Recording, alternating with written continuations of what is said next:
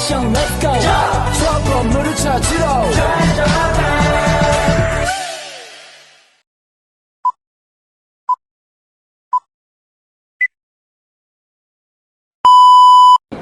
Selamat sore, kami dari SMA Negeri 1 Manokwari dari kelas 10C ingin mewawancarai tentang pemanasan global.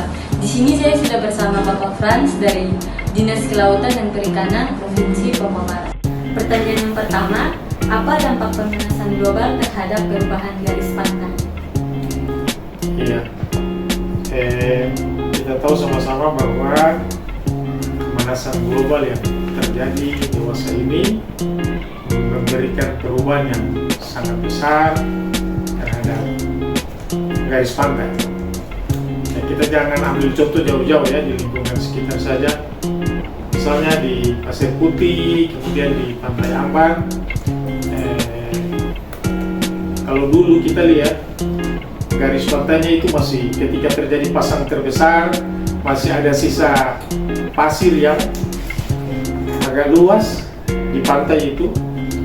Tapi sekarang kita lihat hampir seluruh pasir yang ada di pantai itu tertutup oleh air laut.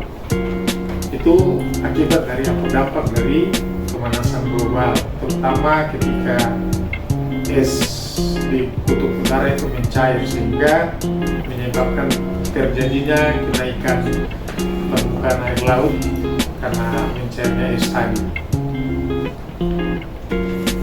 Pertanyaan yang kedua, apa dampak apabila pemanasan global tidak dapat diatasi?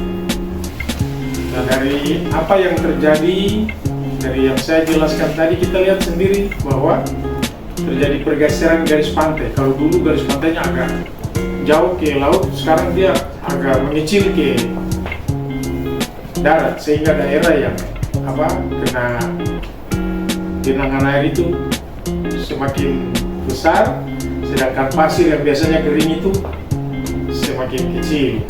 Nah, kalau misalnya ini dibiarkan terus, maka tentunya dampaknya akan terlihat bahwa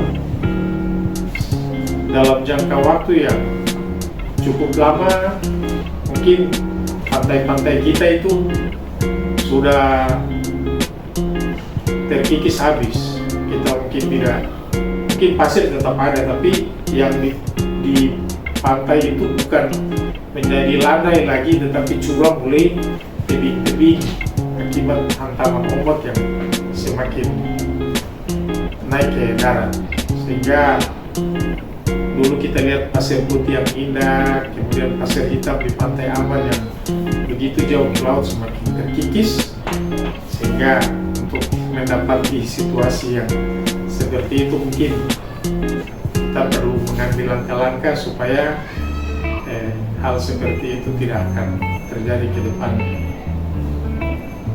Pertanyaan yang ketiga, menurut Bapak, bagaimana seharusnya kita menyikapi pemanasan global yang sedang terjadi saat ini? Tadi, selain masyarakat secara umum, termasuk di dalamnya ada siswa, juga harus jaga lingkungan. Kemudian yang paling terpenting di sini juga, kalau kita di Papua ini kan kebanyakan kan tanah-tanah yang ada ini adalah tanah-tanah adat. Jadi keterlibatan masyarakat adat dalam menjaga lingkungan baik di hutan maupun di pesisir pantai itu sangat dibutuhkan. Sebetulnya kegiatan konservasi ini sendiri, kalau kita mau pikir sesuai dengan apa yang terjadi atau berlaku di tengah-tengah kehidupan masyarakat, kita masyarakat Papua di sini sudah terlebih dahulu melakukan kegiatan-kegiatan dimaksud. Misalnya sistematisasi yang sampai saat ini masih berlaku. Itu adalah salah satu kearifan lokal di mana orang-orang tua kita dulu sudah berpikir bagaimana caranya supaya alam ini tetap lestari, khususnya yang ada di laut. Kemudian juga saya pikir sasi juga tidak berlaku untuk di laut saja, tapi di darat juga, di hutan-hutan, di daerah-daerah yang lain yang bisa menghasilkan oksigen yang banyak untuk supaya bisa digunakan oleh manusia dalam melanjutkan kehidupan. Saya pikir demikian. Sekian wawancara dari kami. Di sini saya mengucapkan banyak terima kasih kepada Bapak Frans yang sudah bersedia untuk diwawancarai. Terima kasih.